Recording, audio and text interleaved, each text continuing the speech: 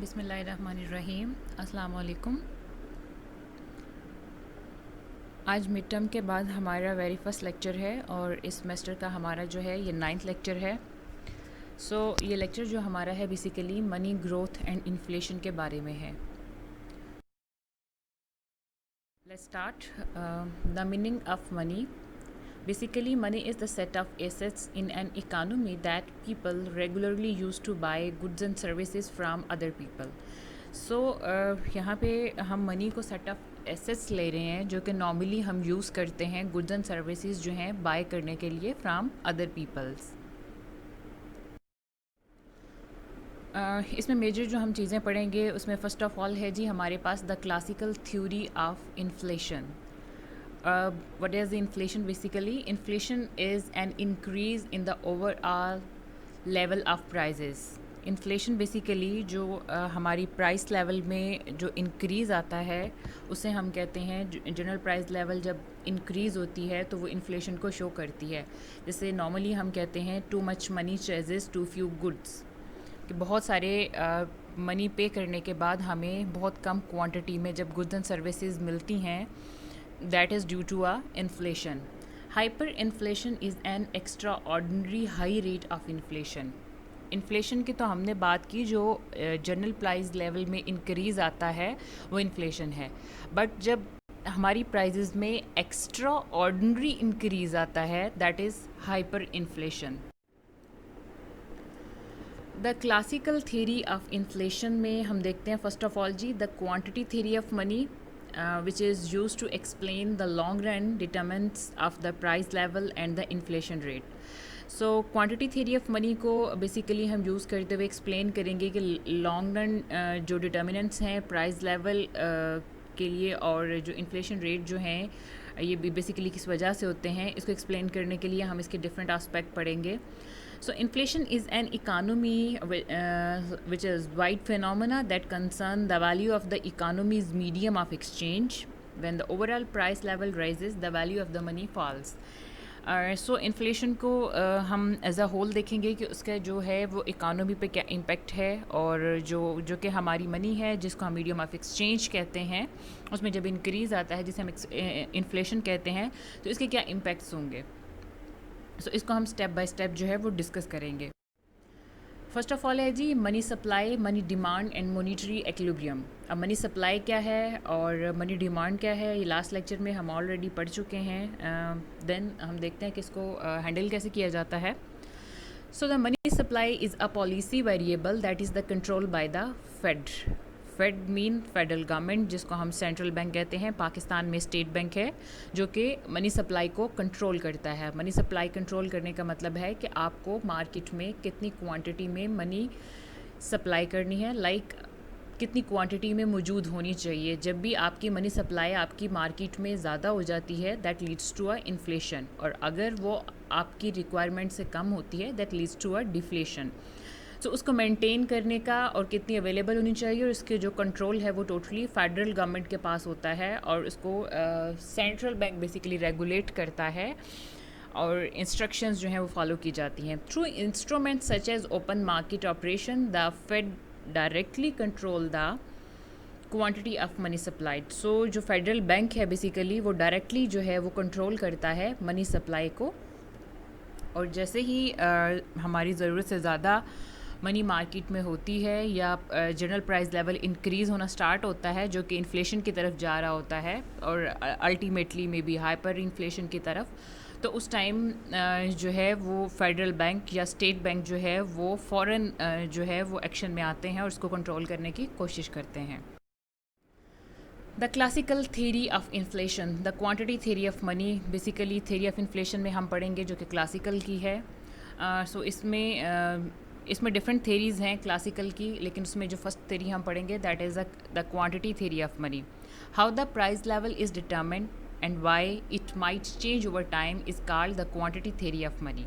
First of all तो हम देखते हैं जी प्राइस लेवल जो है वो डिटर्मिन्ड कैसे होता है, और फिर उसके बाद जो है टाइम टू टाइम जो है इसमें चेंज जो आता है और किस वजह से आता है, और ओवरऑल जो है ये किस तरह से चेंज होता है, ये क्वांटिटी थ्योरी ऑफ मनी में हम पढ़ते हैं. The quantity of money available in the economy determine the value of money, जो कि हमारी इकानमी में जितनी क्वांटिटी ऑफ मनी अवेलेबल है that determine our value of money. क्योंकि नॉर्मली हम कहते हैं excess of everything is bad. जब भी कोई चीज़ ज़्यादा क्वांटिटी में होती है तो उसकी वैल्यू नहीं होती। सो मनी के साथ भी बिल्कुल सेम सिनेरियो है। जब आपकी मार्केट में मनी ज़्यादा अवेलेबल होगी, ज़्यादा है, और उस टाइम पे उसकी वैल्यू जो है वो कम हो जाएगी। और ये किस चीज़ की like this is inflation basically, कि जब आपकी मनी की वैल्यू नहीं होती और आपकी मनी सप्लाई ज़्यादा होती है। The primary cause of inflation is the growth in the quantity of money. जब आपकी क्वांटिटी ऑफ मनी इंक्रीज होती जाती है that is a primary cause of inflation. The classical dichotomy and monetary neutrality. अब हम देखेंगे जी जो क्लासिकल डाइकोटमी है एंड मॉनिटरी न्यूट्रलिटी है, इसको समझने के लिए हमें दो चीज़ें पहले समझना बहुत ज़रूरी है। First of all nominal variable and second is a real variable. Already भी हमने इसको डिस्कस किया है, लेकिन एक बार फिर से देखते हैं बेसिकली कि जो इसका मेजर्ड यूनिट है वो किस तरह से है। Nominal variables are variables measured in monetary units. Like nominal variable जो हैं वो मॉनिटरी यूनिट्स में मेजर किए जाते हैं, and real variables are variables which is measured in physical unit. Like real variable जो हैं वो फिजिकल जो यूनिट्स हैं उनमें मेजर किए जाते हैं। So the classical dichotomy and the monetary neutrality, इसका थोड़ा सा बैकग्राउंड हम देखते हैं। According to him and others, real economic variable do not change with change in the money supply. So basically जो कि हिम इकोनॉमिस्ट हैं उनका ये मानना है कि जो रियल इकोनॉमिक वेरिएबल हैं वो चेंज नहीं होते with change in the money supply. अगर मनी सप्लाई चेंज होती है तो उससे रियल जो इकोनॉमिक वेरिएबल हैं उन पे कोई फ़र्क नहीं पड़ता। According to the classical dichotomy, different forces influence real and nominal variable. So ये जो classical dichotomy है इसके accordingly, जो कि this is kind of phenomena, कि जो different forces हैं वो influence करती हैं real and nominal variable दोनों को, both. So change in the money supply affect nominal variable but not real variable. सो इनके अकॉर्डिंगली के अल्टीमेटली हम देखते हैं कि जो change in the money supply जो है वो आपके नॉमिनल जो वेरिएबल है उनको तो चेंज करता है, बट आपके जो रियल वेरिएबल हैं जिनको हम फिजिकली मेजर करते हैं उन्हें चेंज नहीं करता। अभी हम देखते हैं कि क्लासिकल डाइकोटमी बेसिकली क्या and money neutrality. So the irrelevance of monetary changes for real variable is called monetary neutrality. हमने लास्ट स्लाइड में बात की कि जी रियल वेरिएबल पे इसका बेसिकली इफ़ेक्ट नहीं होता। सो दैट जो ये इररेलेवेंस है बेसिकली मॉनिटरी चेंजेस की, हम इसको मॉनिटरी न्यूट्रलिटी कहते हैं कि यहाँ पे जो है वो आपकी मनी जो है वो न्यूट्रल है, उसके रियल वेरिएबल पे कोई इफ़ेक्ट नहीं पड़ रहा। In micro economics the classical dichotomy is the idea attribute to classical and pre-Keynesian economics that real and nominal variable can be analyzed separately. So जो माइक्रो इकोनॉमिक्स में जो बेसिकली क्लासिकल डाइकोटमी है, ये एक ऐसा आइडिया है जिसमें हम ये देखते हैं कि ये क्लासिकल और जो प्री केन्जियन इकोनॉमिक्स है इन दोनों का ये मानना है। इसको बेसिकली हम डाइकोटमी इसलिए कहते हैं बिकॉज इस पे टू स्कूल ऑफ थॉट का कंसेंसस है, और इनके अकॉर्डिंगली जो रियल एंड नॉमिनल वेरिएबल हैं हम इनको सेपरेटली एनालाइज कर सकते हैं। सो दैट्स वाई इस ओवरऑल जो हमारा कंसेंसस है और जो ओवरऑल हमारी थॉट है उसको हम क्लासिकल डाइकोटमी बोलते हैं। The velocity of money is the frequency at which one unit of currency is used to purchase domestically produced goods and services within a given time period. Like velocity of money क्या है कि ये velocity of money basically क्या है कि frequency at which one unit of currency is used. Like कितना frequently या कितना ज़्यादा हम मनी का जो यूज़ कर रहे हैं, that is our कोई भी चीज़ें हम डोमेस्टिकली जो बनाते हैं उनको अपनी गुड्स एंड सर्विसेज को परचेज करने के लिए, सो हम मनी का कितना ज़्यादा यूज़ कर रहे हैं, that is velocity of money. So in other words the velocity of money refers to the speed at which the typical dollar और maybe rupee, dollar USA की करेंसी है, हमारे पाकिस्तान में रुपी है, सो आप डॉलर कहें, basically that is international currency, that's why हम sometime dollar word use करते हैं. So dollar bills travels around the economy from wallet to wallet. So velocity of money, यहाँ पे भी वही बात की जा रही है कि वेलोसिटी ऑफ मनी जो है it refers to a speed, कि ये उस स्पीड को, उस लाइक फ्लो को जो है वो मेंशन करते हैं जो कि एक मनी को यूज़ करने का होता है. That is our velocity of money. अब देखते हैं जी वेलोसिटी एंड द क्वांटिटी, जो इक्वेशन है वो बेसिकली क्या है. v is equal to p into Y divided by m. अब v क्या है, that is velocity, p this is the price level and y the quantity of output. जब हम प्राइस लेवल को क्वांटिटी ऑफ आउटपुट से multiply करेंगे और quantity of money पे जब डिवाइड करेंगे तो जो रिजल्ट्स आएंगे that will be a velocity of money. यहाँ पे हम देखते हैं जी rewriting the equation gives the quantity equation. So हमने इसको थोड़ा सा चेंज किया. हम यहाँ पे देख रहे हैं कि that is also a velocity and the quantity equation.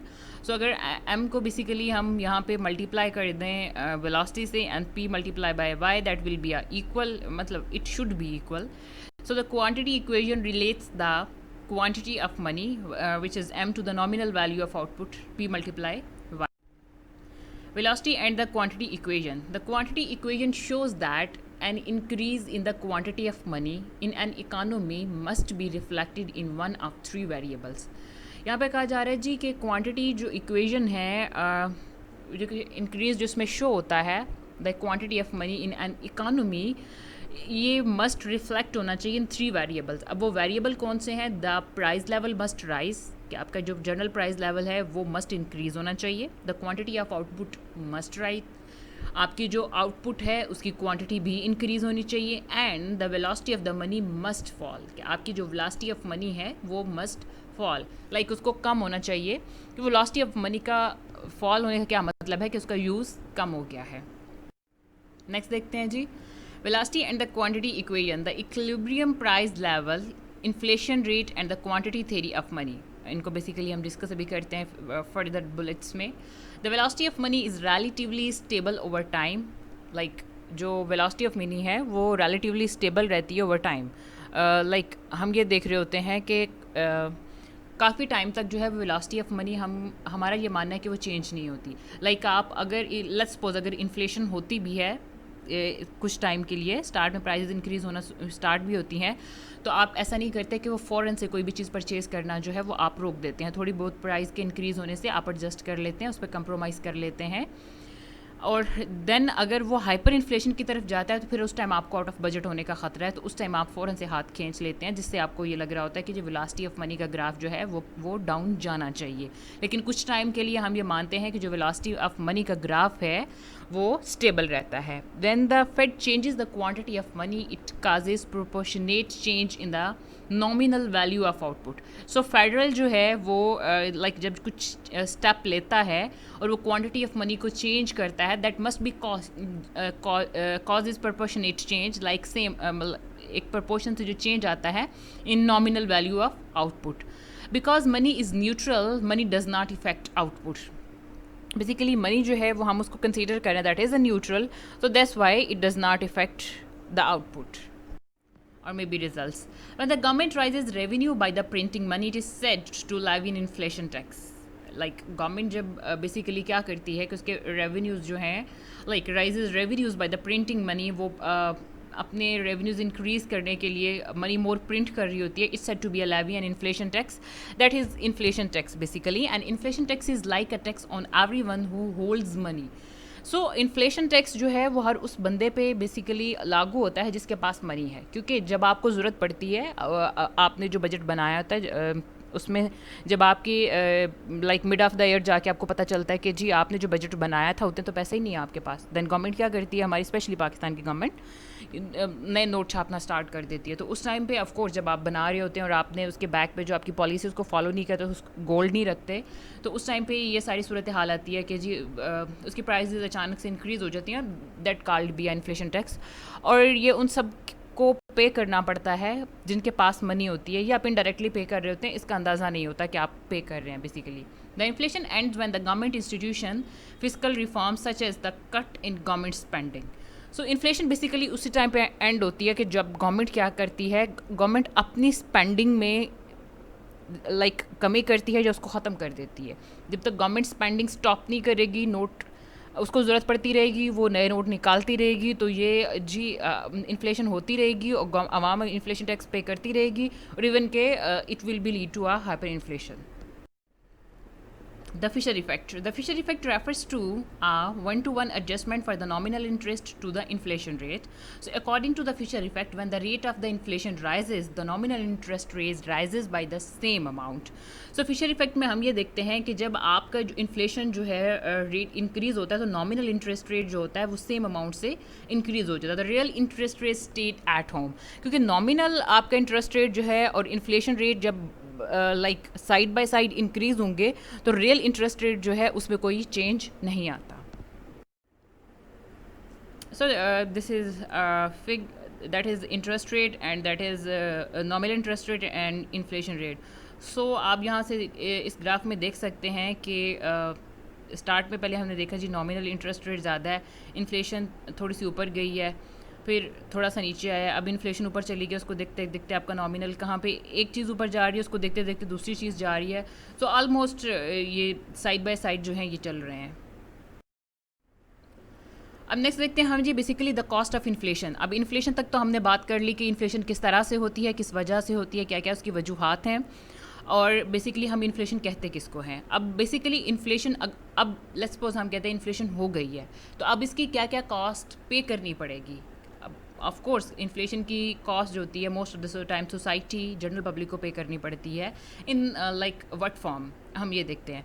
A fall in purchasing power, जब इन्फ्लेशन होती है तो आपकी परचेजिंग पावर कम हो जाती है. लाइक हर चीज़ की प्राइजेस जो हैं वो इंक्रीज़ हो गई हैं, तो उस सूरत में क्या होता है कि आप चीज़ें ख़रीद तो रहे हैं, आपके पास आपकी सैलरी उतनी है लेकिन प्राइजेस इंक्रीज़ हो गई हैं, तो अब इस सूरत हाल में आप क्या करेंगे.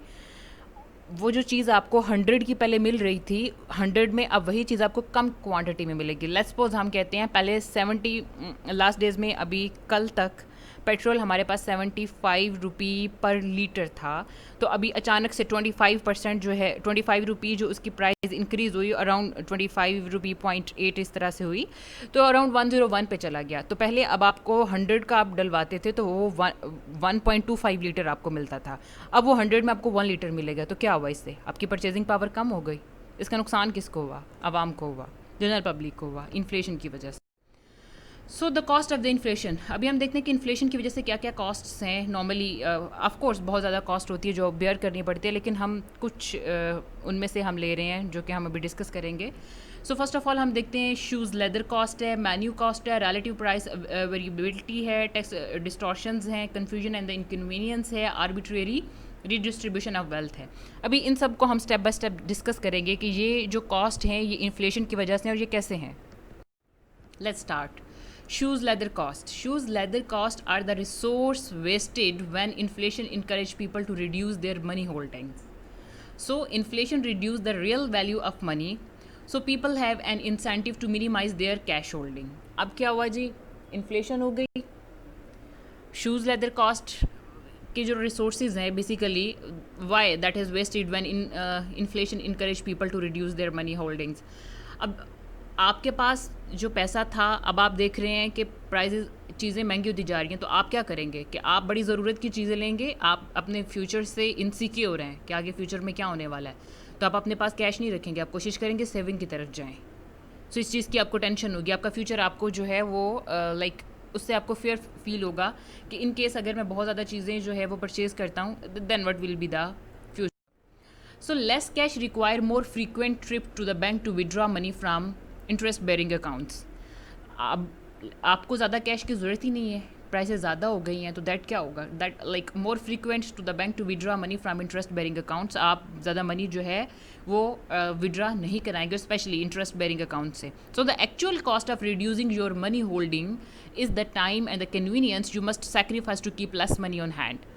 सो यहाँ पे वो कहते हैं कि जी एक्चुअल जो बेसिकली कॉस्ट है that is reducing your money holding. आप क्या कर रहे हैं कि अपनी मनी होल्डिंग जो है वो कम कर रहे हैं. Is the time that convenience your must sacrifice to keep less money on hand. इस टाइम पे आप क्या कर रहे हैं कि अपने हाथ में जो पैसा है वो बहुत कम रखेंगे. So also extra tip to the bank take time away from the productive activities etcetera.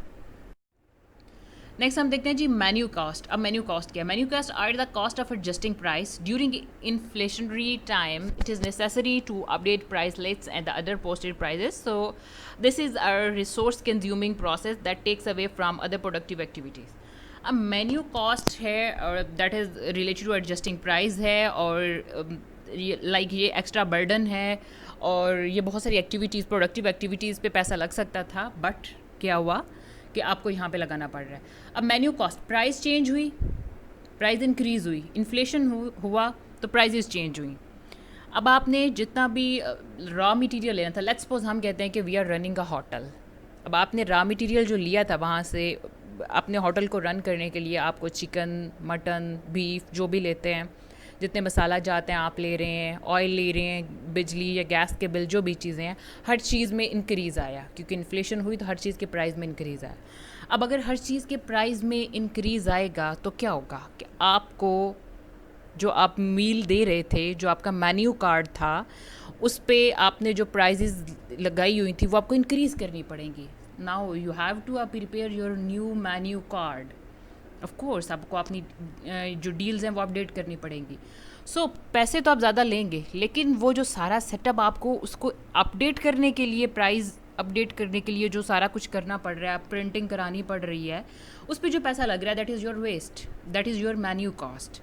अब अगर किसी पेट्रोल पंप वगैरह एट्सेट्रा पे, हमारे यहाँ पाकिस्तान में नॉर्मली होता नहीं है कि बोर्ड बिल्स उनके नहीं होते या उनके प्रिंटिंग बोर्ड्स नहीं होते, जिसकी वजह से उनकी शायद इतनी ज़्यादा कॉस्ट नहीं बनती।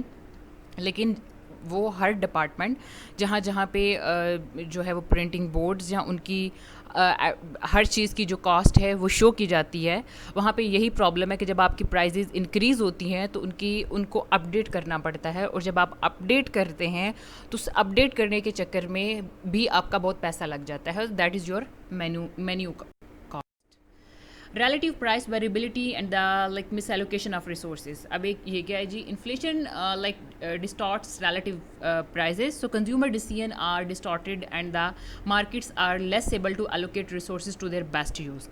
अब इसमें क्या होता है कि जो कंज्यूमर है उसका डिसीजन जो होता है वो कंफ्यूज सा होता है, बिकॉज कि आपकी जो रिलेटिव प्राइस हैं वो वैरी कर रही हैं टाइम टू टाइम। अब आप मतलब like relative price related goods की प्राइस, सो उस टाइम पे आपको समझ नहीं आ रही, जो आपने रिसोर्सेज कोई भी दूसरी चीज़ आप बना रहे हैं, लेट्स सपोज अ बिजनेसमैन है तो आप रिलेटेड कोई भी चीज़ बना रहे हैं, तो उस टाइम पे आप कंफ्यूज हैं, बार बार आपके रिलेटेड गुड की प्राइसेस ऊपर नीचे हो रही हैं, तो आपको समझ नहीं आ रही कि मुझे रिसोर्सेज एलोकेट कहाँ पे करने हैं, और अगर आप कर देते हैं कहीं पे तो वो मिस एलोकेशन हो जाती है, तो वो आपके लिए बहुत बड़ा प्रॉब्लम हो जाता है, और इवन के कंज्यूमर को डिसीजन लेने में प्रॉब्लम आता है। So relative price variability really really needs to misallocation of resources। Inflation induced tax distortion, so inflation exaggerate the size of the capital gain and increase the tax burden on this type of income। with progressive taxation capital gain and the tax more heavily, like inflation से क्या होता है कि जो capital gain है like उसका size जो है थोड़ा exaggerate हो जाता है, और जो tax burden है like इस type की income पे वो आपका increase हो जाता है। So the income tax treat the nominal interest earned on saving as income, even though part of the nominal interest rate merely compensates for inflation. The after tax real interest rate falls, making saving less attractive। So उस time पे जब आपका of course interest rate जो है आपकी like on saving as income as a nominal interest rate, और आपका real interest rate increase नहीं हो रहा, और नॉमिनल इंटरेस्ट रेट पे उसका इफेक्ट पड़ रहा है, और ultimately the nominal interest rate may or compensate the inflation. So उस टाइम पे क्या होता है कि आपकी जो सेविंग होती है that is less attractive for you, क्योंकि आप सेव उस टाइम पे करते हैं जब आपका रियल इंटरेस्ट रेट ज़्यादा होता है और आपको लाइक मोर बेनिफिट एक्सपेक्टेड होते हैं, तो उस टाइम पे आप ये सोचते हैं कि जी कंज्यूम करने से बेहतर है कि हम सेव कर लें, चले हमें कुछ ना कुछ बेनिफिट हो जाएगा। लेकिन अगर आपका नॉमिनल इंटरेस्ट रेट जो है वो आपकी जो सेविंग और इनकम जो है through like that will be earn, so उस टाइम पे वो आपको इतनी अट्रैक्शन नहीं होती, क्योंकि नॉमिनल इंटरेस्ट रेट अगर आप रियल इंटरेस्ट रेट इंक्रीज नहीं हो रहा, so that not will be more attractive for you. Next हम देखते हैं जी, लास्ट पॉइंट है हमारे पास कन्फ्यूजन, सॉरी सेकंड लास्ट है, confusion and inconvenience. When the Fed increases the money supply and the creates inflation, it erodes the real value of the unit of account. So inflation causes rupees at different time to have a different real value. Therefore, with rising price, it is more difficult to compare real revenue, cost and profit over time. So जब आपकी inflation होती है तो उस time पे आप confuse हो जाते हैं कि बेसिकली फर्स्ट ऑफ ऑल तो आप नॉमिनल और रियल इंटरेस्ट के बीच में लाइक कंफ्यूज होते हैं. दूसरा, आपको समझ नहीं आ रही होती कि जी फेडरल जो है वो कितनी मनी सप्लाई इंक्रीज़ करेगा, इन्फ्लेशन ज़्यादा होगी या कम होगी. जो रियल वैल्यू है वो कंफ्यूज कर रही होती है आपको. सो आपकी जो कॉस्ट और रेवेन्यू है उसको कैलकुलेट करना एक बड़ा प्रॉब्लम बन जाता है और आप उसके बीच में इनकन्वीनियंस रहते हैं, कंफ्यूज रहते हैं.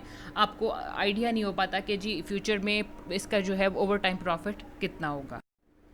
So a special cost of the unexpected inflation, arbitrary like redistribution of the wealth. Unexpected inflation redistribute wealth among the population in a way that has nothing to do with either merit based or need based. Like these distributions occurs because many loans in an economy are specified in term of the unit of account of money.